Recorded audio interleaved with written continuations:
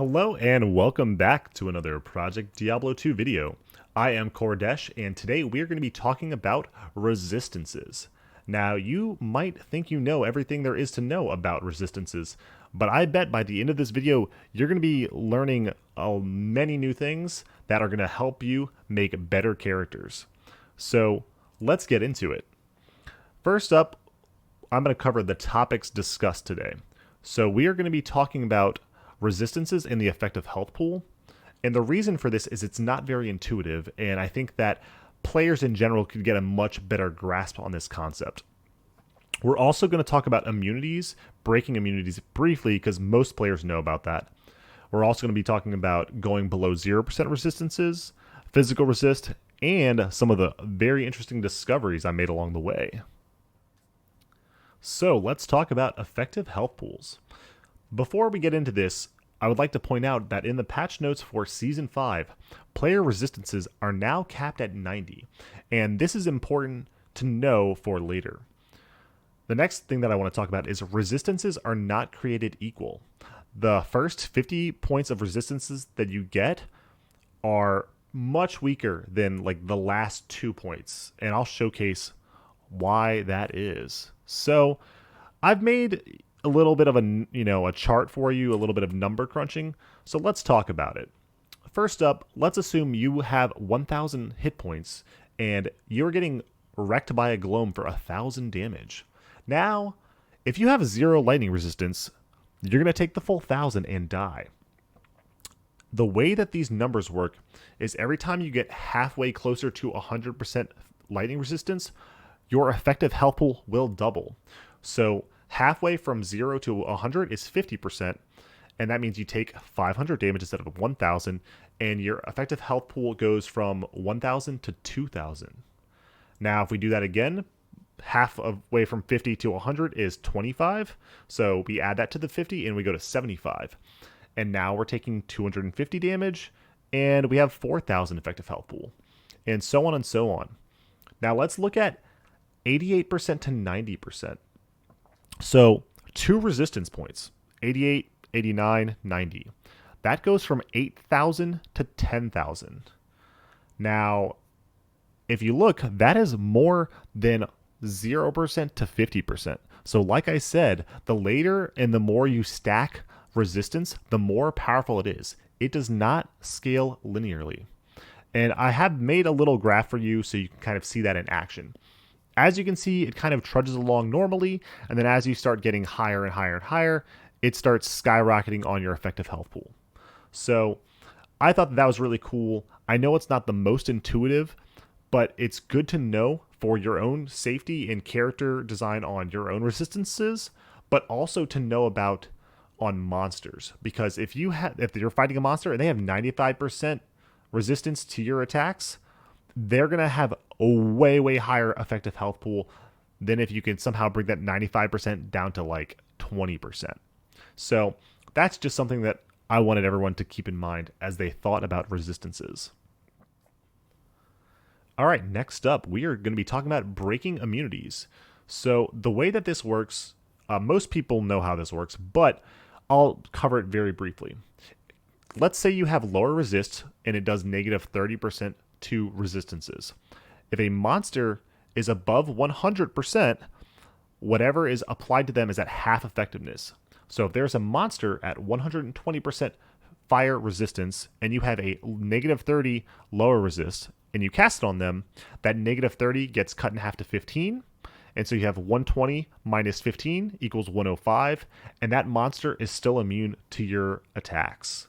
Now, I'm not going to cover this anymore. There is a 3-minute video, and I'm linking it down in the description. It's a great video by K. Shockey, and he covers everything much better and very quickly. I will point out that he made this video like 2 years ago, and static field has been changed to follow the same half penalty on immunes as everything else. So just note that because he contradicts that in the video, and that is important. All right, so now that we've talked about 100% and above, what about 0% and below?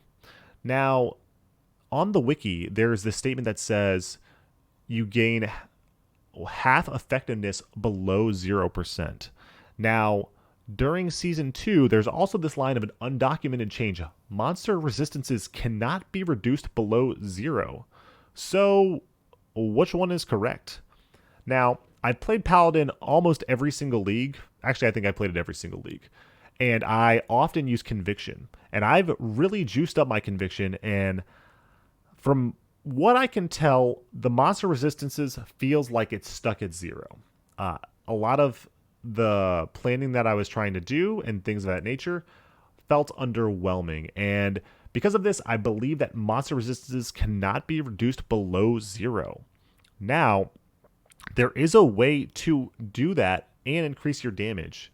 And the way that you do that is through Pierce. So if you are a fire assassin, you can get fire facets on your gear and gain Pierce, and that will work at half effectiveness below 0. So Pierce is very, very important for spellcasters, especially after you have something like an Affinity or a lower resist wand to get that initial all the way down to 0. So, once you're at 0, stack as much Pierce as possible, and you'll be doing a ton more damage. And I'm going to talk about how going negative is incredible later on. Now, before we talk about negative resistances, we need to talk about physical resistance, also known as PDR. Players start with 0% and can get to a cap of 50%. It's also stated that there's a negative cap of negative 100%. And now you might be thinking to yourself, well, monster resists can't go below 0, so what? And that's where I come in. I did the testing, and guess what? It all works. And when I say all of it, all of it. Take whatever is negative to the monster, and you just add it together and throw it on the monster. So we have 3 abilities that can shred PDR, and that's Amplify Damage, Decrepify, and Battle Cry.